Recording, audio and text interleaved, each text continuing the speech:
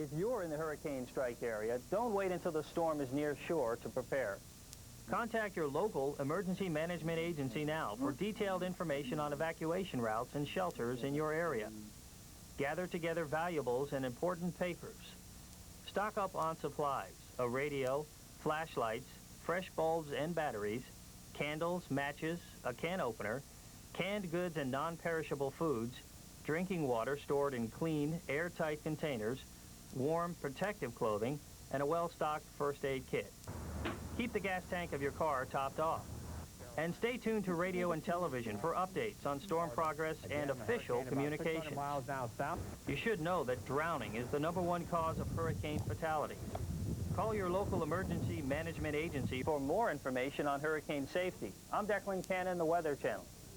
All right, let's take a closer look now as we go into the tropical season. Many times you will see a reference to the Saffir-Simpson intensity category, and what we've done here is highlighted the categories 1 through 5 and the corresponding wind speeds in miles per hour. Category 1 storm, that would be on the lower end of this Saffir-Simpson scale, 74 to 95 miles per hour.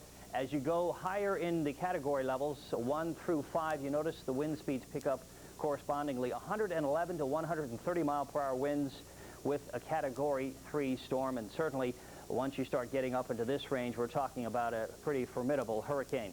Now, going back over about a 100-year span of time and graphing from a monthly perspective the number of hurricanes, you can see there is clearly a peak in hurricane frequency as we get towards about early September, and then the peak tends to drop off as we head on towards the end of the hurricane season.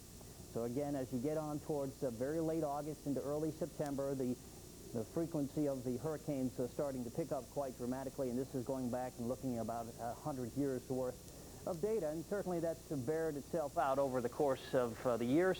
Now, as far as June goes, as we get into June and we start getting into the tropical season, typically we go from June through July, August, and September. The origin or the location of where these cyclones form and where they track tends to have some sense of organization. For instance, in June, you'll notice we tend to find a high frequency for tropical systems developing here in the Gulf of Mexico and the Western Caribbean.